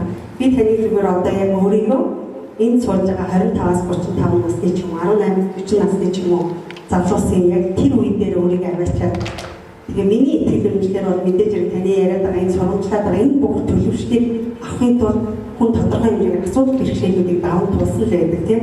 Тэгэхээр энэ өндөрлөлт байгаа хүмүүс маань амилхан бид нар шиг ийм асуудал ингэж авч ирсэн юм байна шүү дээ гэж бодогдуулж ирсэн. Магадгүй та руу 20-28 настайдаа Эрдэнэтийн 1500 оны өдөрт карт сяа очоод болоод очиж байгаа мэдээж асуудал гарч ирсэн байна. Тэгэхээр яг таны асуудал бэрхшээл болоход даван гарах тэр дотоод хүчтэй юм уу? Бай. Тэ магадгүй таны тэр дотор суулгаад байгаа тэр үнцэн гэдэг итгэл үнэмшил юм та түрүү магадгүй бурхан нас хүрсэн мэдлэг гэдэг магадгүй таны итгэл үнэмшил таны дотор үнцэн юм бэ? Бас тэгээд гоё түүхээ бидэнтэй суулцаач. Эсвэл за зөвхөнтэй асуудал. Ер нь бол би нэг тийм газраас тасраад тэнгэр гарцаа гэдэг бишэлтэй зүгээр л яг адилхан цагийн үнэн цугаал ирсэн одоо тэнд очиж суучих тэгээд ер нь бол нэг тийм тасарсан болоод юм байх. Зөв яг адилхан. Зүгээр онцлог гэдэг янз бүрийн юу гэж үзэх юм бол би дотоод сэтгэл юу бол яг би нэг өөрөө юм гэж боддог. Би нэг тийм зоригтой юм гэж боддог. Тэрний юу гэхлээр 29 настай байсан Эрдэнэ дэвсэнд анх нөгөө очоод 2000 он гэдэг чинь бол өнөөдөр зөөрлөшгүй шүү дээ. 2 тэрбум төгрөгийн өөр бол өөрөө тэр өөртөө бол ядуу юу лээ өчтөй болцооны тэгээд бид нар бас жоохон буруу хэлсэн байсан. Уг нь өөртөө байх хэрэгтэй. Тэгээд бодлоо үзлийн банкныхан байгаад яг л. Бодлоо үзлийн банкныхан очоод юу өөрөөр хаагаад аль эсвэл намайг очиход үүсдэг дээд захирлын шонгон моднаас ингээд уйдсан тийм байсан. Тэгээд би очичоод тэгээд онгоцсон. Та нар Эрдэнэтийн шүүхтэр нөлөөлж шүүхэн юу болоод ингэсэн байна. Би эдрэж байгаа ийм юм. Тэгээд тодорхой ингээд нэлээд болтууд ингээд бид нар бас 2 тэрбум төгрөгийн өвнөөр 4-500 сая төгрөгөөр хаацсан болоод. Тэгвэл Эрдэнэтээс тухайн үед бол нэлээд хуучны стилээр байсан учраас бүтэмжгүй ажилчдын доо нэртэй байсан. Тэгээд нэг өдөр би 250 ажилч хаалсан. Цомтол байсан. 250 ажилч гэдэг бол үнэхээр амар байхгүй. Тэр чи одоо ингээд юу гэдэг одоо чи 250 тэгэхээр 2 хүнийг хүртэл нэг хүнийг халахад хүртэл хэвлэн багаар дэж уусгалан тархад орчоо зогсч байгаа үстэй тийм. Тэгээд тэр үед ч айгүй өвөн үзэл өсч байгаа байхгүй яг юм. Тэгэхээр би ажилчтай орж суулгаж байгаа амар зоригтой байсан. Дотор айгаад байгаа цаг хосчийлаа гэж бодож байгаа. Царай мөрөнд зүсээс айгүй сайн юм байна. Нэг бол стандар ингээд бид хөтлөө хатлаа юу баах юм яриа л тийм. Амар хүн гэдэг итгэл үнэмшил төрүүлэхгүй юм чинь зориг гаргасан тэр үед. Тэгээд яаж ч гэсэн нөгөө нохоо амартай өгөхөд босч ихчээ. Тэгээд тэрний өвөлнөр юу ихлээр зэрэг нэг бол 250 хүний амьдралаар яваа, нэг бол тэр компани тэр чигтээ дампуурчлаа асуудал байхгүй. 250 хүнээс хэцүү тэр хүнийг ажиллагаа болгох чинь заавал тэндээс 7-8 хүн бодомжны хүн болж байгаа. Тэр чинь өөрөө дандаа баян халахгүй шүү дээ. Дандаа хэцүү ажилчдыг зовж байгаа юм. Их хэцүү. Тэгэхээр тэр үед би тэгж их зориг гаргасан. Таснаас гэж гаргаж байгаа. Тэгээд бүх үйлдвэрийн дарганаар миний эсрэг байсан. Тэгээд нэг хэдэн хүчтэй явуулаад ийм юм байна гэдэг чинь асуудал байхгүй тас гэж гараад болсон. Тэгээд тухайн үед бол хүмүүс амжилттай яг жилийн дараа ер нь бол хүмүүс маш зөв шийдвэр гаргасан байна. Тэгээд энэ дээр нэг удаа зоригтой байсан юм байна. Тэгээд миний дотоод итгэл үнэмшил зоригтой ер нь бол суулгачаар.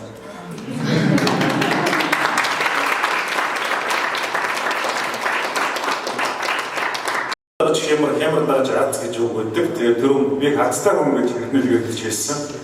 Аз зөвхөн хор байдаггүй. Хямар даадаг хямрыг нь болохоор зэрэг бий болдог гэсэн. Тэгэхээр 1500 хүн гэж бодлоор нэг хүний цаана нэг 5 хүн байгаа гэж бодох юм бол 6-7 хүн болж таарч байна л та. Тэгэхээр ч юм бол та бол 1000-ийн оён хийжсэн байна. Одоо апо ч 4-5 мянга ажилласантай гэж үзэх юм бол 1800. Гэхдээ бүрэг нөгөө том бүрэгийнхээ хэмжээнд бол болоо тий. 1800 за 2000 гэж үзэх юм бол 100000 хүний амьдрал тий.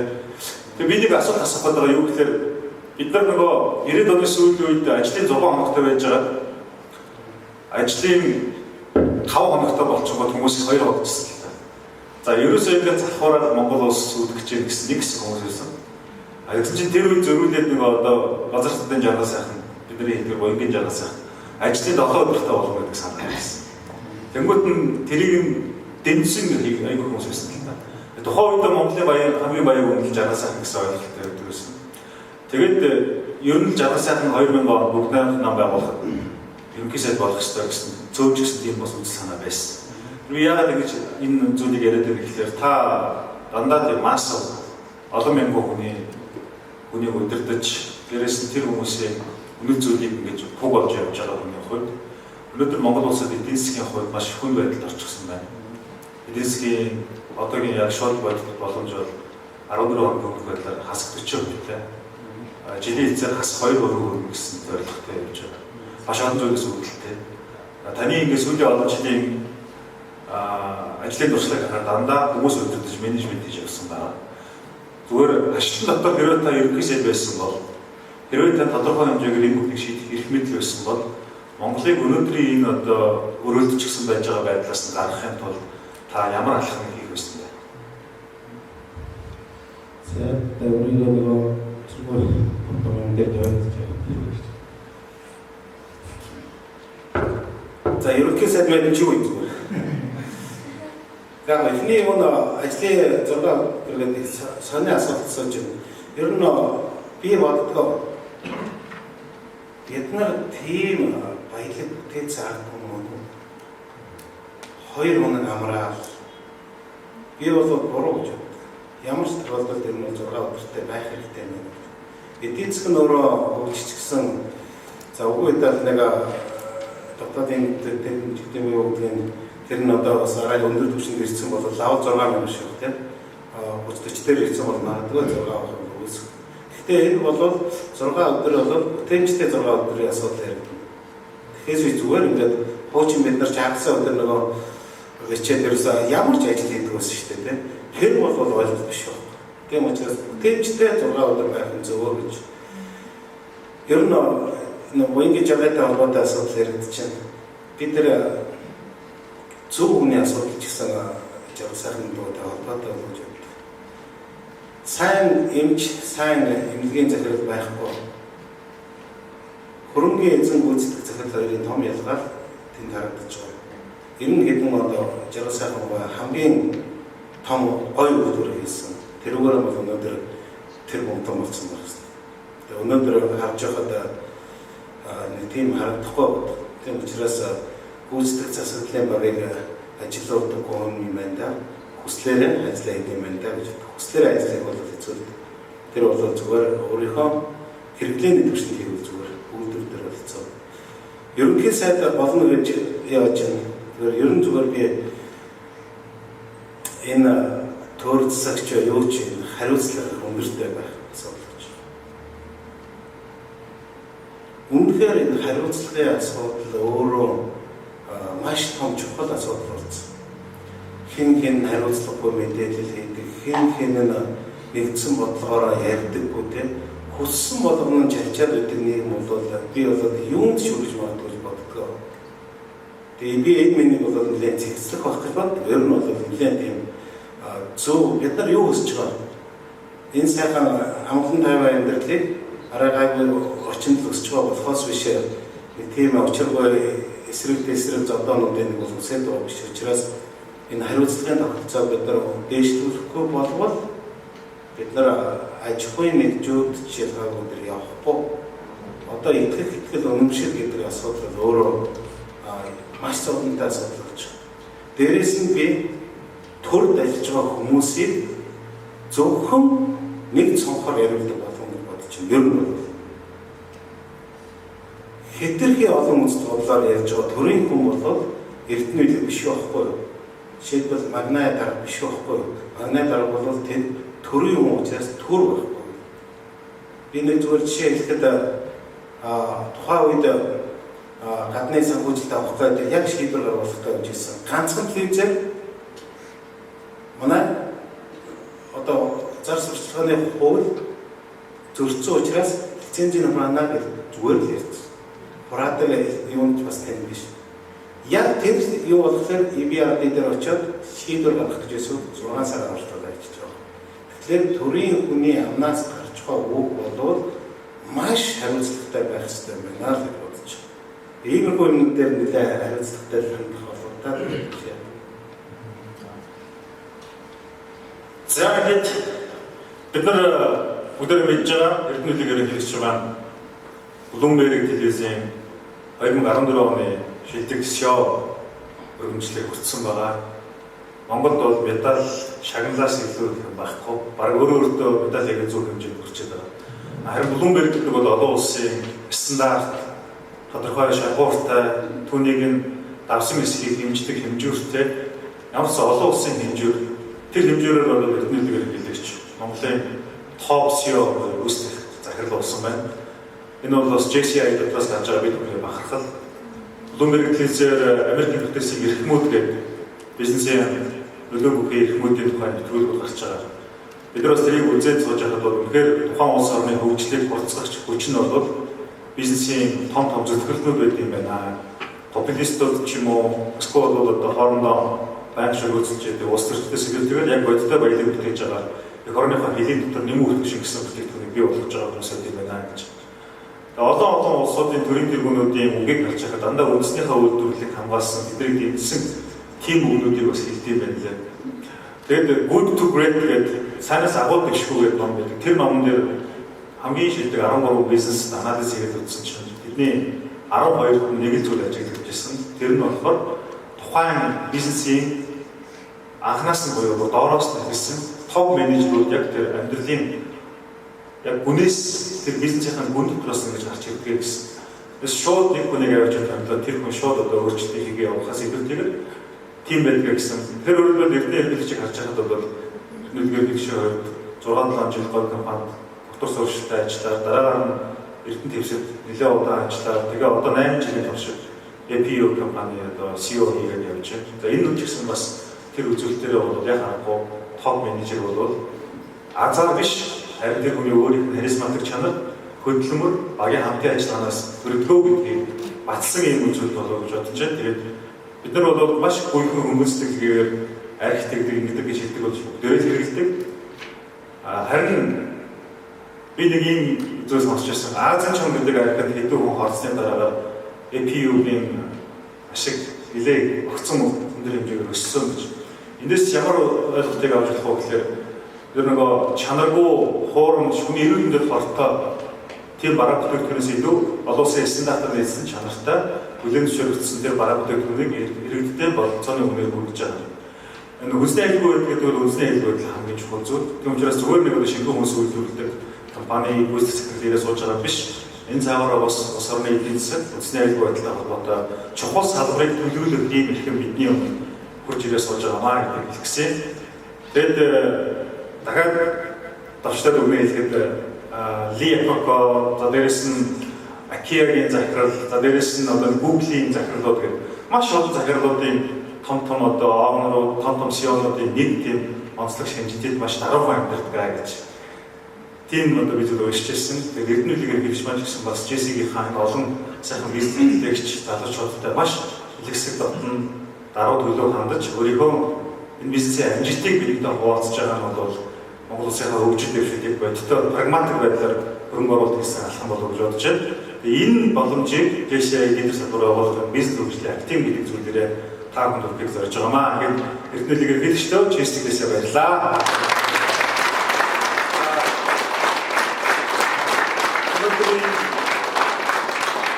Өдөр Чингис хаан гэдэг Making of the Modern World буюу Jack Weatherford-ийн өнөөгийн ертөнцийн үндэслэгч эзэн Чингис хаан гэдэг номыг англи хэлээр та Монгол судлал хамгийн хөгжсөн Инженерийн сургуулийн төгсөгч. Тэгээд Инженерийн сургуулийн төгсөгчийн зүгээс Монгол судлалын үйл ажиллагааг бүхэл талаар дэмждэг Jack Weatherford сан гэж байгаа. Энэ сангийн үйл ажиллагаач гэсэн бас APU компанитай маш олон төрлөөр холбогдож байгаа. Тэгээд JCI лидер салбараа болох зүгээс JCI Монголын хэмжээнд хэрэгжүүлж байгаа Positive Mind төслийг бас бүх компани буюу APU компани маань 15 сая төгрөгөөр дэмжсэн. Тэгээд таны хамт олонны өгсөн 15 сая төгрөгөөр бид нар сая 8 ангиар яваад 11 мянган хүүхдэд лекц уншаад ирсэн. Хүүхдийн оронд бас 1100 хүн гэх юм бол ингээд 12 мянган хүүхдэд лекц уншаад ирсэн. Таны даалгаврыг бол маш сайн хэрэгжиж байгаа. Тэгээд энэ бол positive mind буюу эрэг сэтгэлгээний даваа амжилттай явж байгаа. 2011 оны үргэлжлүүлсэн байна. JCI эдгээр салбарын ерөнхийлөгчөөр ажилласан манай цагийн JCI байгууллагын олон эрхэм хүндтэй анд нөхөд маань хүрэлцэн байгаа. Тэгээд эрдэнэлэг ерөнхийлөгчтэй хандаж манай залуучуудад өнөөдрийн хэмжээнд таны мэдлэг, боловсрол, ур чадвар нэгэн тойронд байж байгаа. Гэхдээ тэр дотроос яг өнөөдөр яг зорилго нь илүү цаг хугацаа олон энэ боломжтойгоо нэгдсэн энэ залуучдын маань төлөөлөл хүрсэн байна. Тэгээд та дахиад манай залуучуудад амжилт хүсэхгүй юу? Тэгээд яриа өндөрлөё. За их баярлалаа. Юуны баярлалаа. Тэгээд төрийн шүүмжлэлээр заяа ерөнхийлөгч рүү гарч болцоод байгаа. Муу ер нь бол хамгийн ойрхон хүний тустай юм шиг байна. Алтан цагаан гарган та бүхэн энд хүрэлцэн ирсэнд маш их баярлалаа. Магадгүй өнөөдөр миний ярьсан ярианы сэдвүүд нь ойлгомжгүй аль эсвэл сонин биш байхыг үүсэхгүй. Гэхдээ аль болох нэг чимээ болсон санааг нь яваад ажил дээрээ хэрэгжүүлээд хамт олондоо нөлөөлөлөө дэвшүүлээд явбал өнөөдрийн энэ арга хэмжээний бас гол утга учир зорилго нь оршиж байгаа. Дахин та бүхэндээ баярлалаа. Бизнес хөгжлийн академид лидер салбар үүсгэн байгуулагчнаас доош миний хамгийн тотнол салбар үүсгэн байгуулагч маань саяна ерөнхийлөгч маань бас тэр бол бас нэг нутгийг зарим үед нутаг мөрөөр тийм. Тэгээд ингээд 2000 онд байгуулагдсан салбар өнөөдөр тийм хамгийн бичтэй салбар байгууллагуудын нэг болоод энэ салбар байгууллага маань GCI Монголдо нөлөөлөлөөр маш өндөр болсон бид тэгж ойлгодог. Цаашдаа GCI өөрөө Монголын нийгэмд бас нэг эерэг өөрчлөлтийг авчрах энэ хөгжилт нь гайвш садаа биш ихгүй болох ийм эрсдэл залуусаар бол нэгэн гэсэн байгаа гэж бодож байгаа. Тийм учраас та бүхэн бүгдээрээ бас энэ экономикийн хөгжил өөрийнхөө компани хөгжил гэр бүлийнхээ аз жаргал илүү хийхтэйгээр та бүхэндээ их баярлалаа. Аз жаргал нэгэн сайн хүмүүний бас хүсье өрөөё.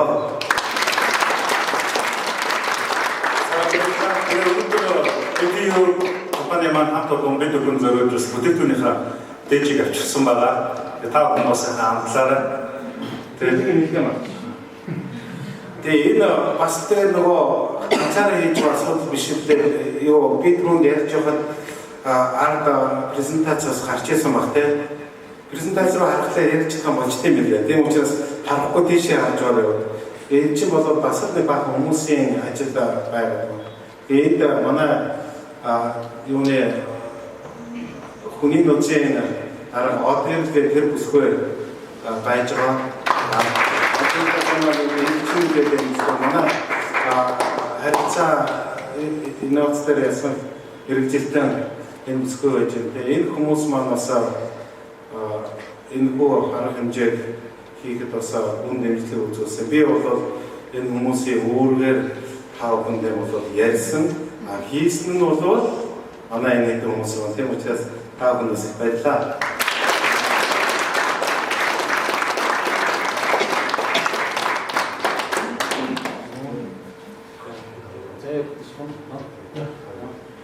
За ингээд та бүхний өмнө Эрдэнэлгийн хэрэгчдэр нэмсэн Бацаагийн хэрэгч өгье. Өнөөдөр үдээс өмнө би бас GC Chairman санал байгууллагаас санаачлаад хэрэгжүүлж байгаа онц цэрэг гэдэг одоо хугацаа цэгийн албаа хаагч маань одоо хугацаа цэгийн нэг жил байгаа. Цэгийн албаагаар хэрэгэл нөгөө л очсон төвшөндөө очдөг юм байна. Тэгэхээр яаж энэс авах вэ? Энд ямар байдлаар туслах вэ? Яаж одоо хувь хүн талаас хөгжих ёстой вэ гэдэг дээр нь бас тодорхой тийм тусалцаа үзүүлэх зорилгоор GCI Chairman-аас Батлан хамгаалах юм дэвсгчний жанжиж тавтаа хамтраад хэрэгжүүлж байгаа. Англи хэлний сургалт хийж байгаа маань 0.13 холбооны сонсголт байж байгаа гэдэг. Дээр нь одоо англи хэлний сургалт дуусахад компьютерийн сургалт явах юм. Тэрэн дунд нь одоо лекцүүдийг аваачаад хувь хүний хөгжил манлайлалын сэдвээр лекц одоо явж байгаа. Тэгээд өнөөдөр бас хүний ээлжтэй байж таараа. Тэгээд залуучууд хэлсэн тэрийг ч гэсэн бас багцлаад хэлчихье. Одоо сая бэлгээр өгөх шиг ярьсан зүйлүүдийг олон талаар давтчихжээ. Залуучууд өөрийнхөө туршлагатай одоо хургуурлаад залуучуудад хэлсэн 4 зүйл юмыг тогтоогоорой гэж хэлсэн. Энэ бол зорилготой бай. Нэгдүгээр ерөөсөө хүн зорилготой байх хэрэгтэй. Зорилго байж ич нөгөө хүсэлт хүмүүрийг итгэл юм шиг юм болно. Зорилготой нийцсэн төлөвлөгөө гаргав. Төлөвлөгөөгөө хэрэгжүүлээд биелэл гэж зүйл гарч ирнэ. Биелэлтийн арга үр дүн гэж байна. Үр дүн, эерэг үр дүн гаргасан хүн өөрөө сэтгэлийн таашаал гэдэг нь өөрөө жаргал. За, хувийн зохион байгуулалт сахилга бот гэдэг бол амжилттай хүн зайлшгүй байх ёстой зүйл. Зорилготой бай сахилга бот хувийн зохион байгуулалт. Ард нь итгэл даагч байж. Ерөөсөө мундаг одоо сая ярьсан англи хэлд одоо гадаадд олон дээд сургууль төгсөөд ирсэн гэсэн. Эцэг төрж гисэн хувийн байгууллагад ажиллаж байгаа найз нөхдөд ингээд үзэхдээ хэн итгэл дааж байна? Нөгөө сэтгэлдээ зөв чиг хандлагатай тэр улсууд итгэл дааж. Тэрнээс тэр хүн ямар алчиг одоо ямар эрдэмт Нобелийн шагналч бай итгэл дааж чадахгүй тэр хүн хаач чадахгүй. Тэгэхээр итгэл дааж байх хэрэгтэй юм байна. Дөрөв дэх зүйл нөгөө манлал дараа биш манлайлагч байна. Манлайлал гэдэг чинь өөрөө үгийн үндс нь өөрөө юу юм бэ? Сүргийн манлаад байх тухай асуудал. Тэрнээс ардан суугаад урагшаа шүү дээ. Хамтдаа урагшаа ийм л юм байх хэрэгтэй байна. Тэгээд энэ бүх зүйлүүд Bloomberg-ийн одоо шилдэг CEO ярьсан зүйлүүдтэй өнөөдөр одоо зэрэг ахлагч офицеруудтай ярьсан зүйлтэй бас тодорхой төвшөнд авцалдаж одоо нийцж байгаа өчөөхөн биех баяртай байна.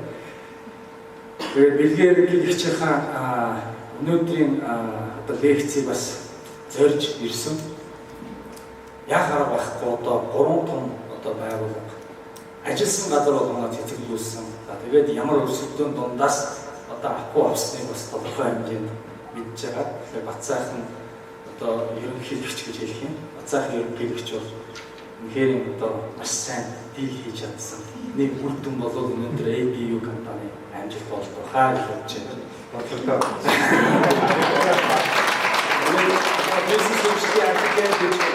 Яг залуучуудын одоо эрэл хийсэн ийм сайхан одоо төслийг хэрэгжүүлж байгаа лидер салбар байгууллагуудаа олон их амжилтыг хүсье.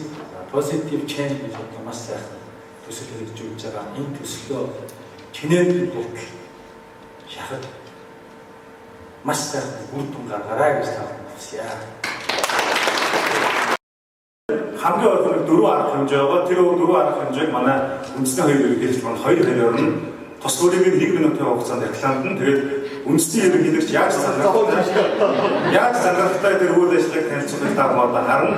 За одоо эрдэнэ хэлгээд бичээс эхлэе. Манай GC их хөрөөгөөс зохион байгуулж байгаа Аспаки үеэр их логистикийн бүх зохион байгуулалтыг их хөрөө зохион байгуулж байгаа. Тэгээд яагаад Аспак явах ёстой гэж гэдэг асуултандаа хариулахгүй юу? Уг нь бол асуудалч асуултад яг яваад шүү дээ. Одоо уг нь бол надаас биш би харин ханараас эргээд асуух хэрэгтэй юм шүү. Тэгээ ер нь за манай GC-ний яг гишүүн хүмүүс гараад та тавар их хэвчээ байна шүү дээ. Гадаад арга хэмжээнүүд оролцсон хүмүүс гараад байна. За тэр дундаа Аспакт оролцсон хүмүүс гараад байна. За уншаар нэг 4-5 хүн шиг тийм. Ер нь GC-ийн жил болгон зохион байгуулагдаж байгаа хэдэн том арга хэмжээ. Тэр нь бол бус нутгийн юу жол байгаа. Тэр нь Аспак байгаа. Дэлхийн жолтой бид нар орж тэр байж байна.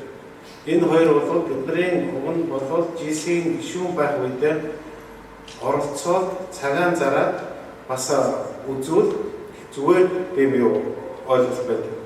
Би бол GC-д орсноор ер нь бүх мөрөндөө өөрчлөгдсөн гэж боддог. Ер нь бол Аспак ялангуяа ороод ер нь бидний хувьд Аспак хамгийн гоё одоо арга хэмжээ байдаг. Энэ удаагийн Аспак яагаад олон гишүүд оролцох шаардлага байна вэ гэдэг яагаад гэдэг асуулт тавьж байгаа шүү. 2017 онд Монгол улсад анх удаа GC Монгол саналаа тавиад Аспакийг зохион байгуулах гэж Улаанбаатар хотод. Энэ Аспакийн үеэр миний бодлоор бол эцсийн шийдвэр гаргаад Монгол зохион байгуулах Конопын дарнаа гэж